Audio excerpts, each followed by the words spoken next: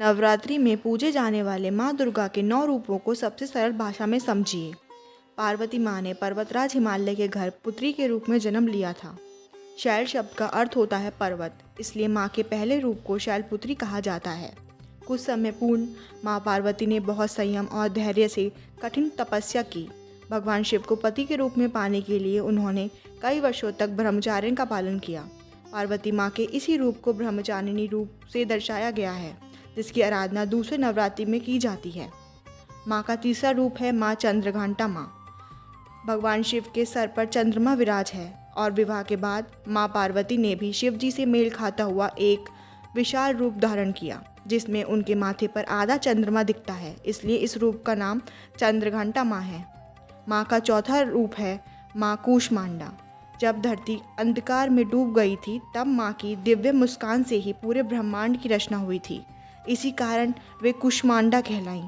इस रूप को षष्ठी जननी स्वरूप माना जाता है।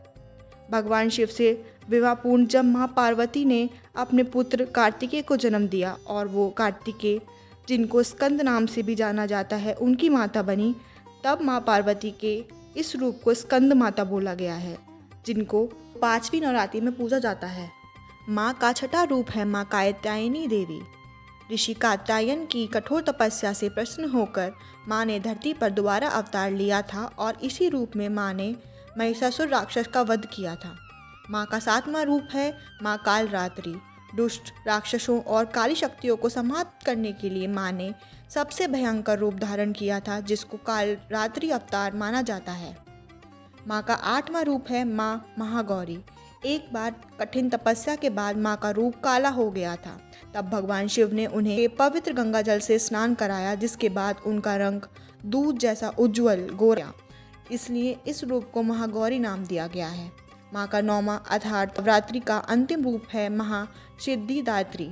इस रूप में माँ देवताओं और अपने सभी भक्तों को सिद्धि प्रदान करती हैं। भगवान शिव ने भी देवी की इसी रूप की तपस्या करके अनेक सिद्धियाँ प्राप्त की हैं और उनकी कृपा से ही शिव जी का आधा शरीर देवी का हो गया था, जिससे वह अर्धनारीश्वर कहलाए। यानी माँ का हर एक रूप एक विशेष कार्य अथवा उद्देश्य के लिए बना। अगर आपको यह जानकारी अच्छी लगी हो तो कमेंट में जय माता दी ज़रूर लिखें।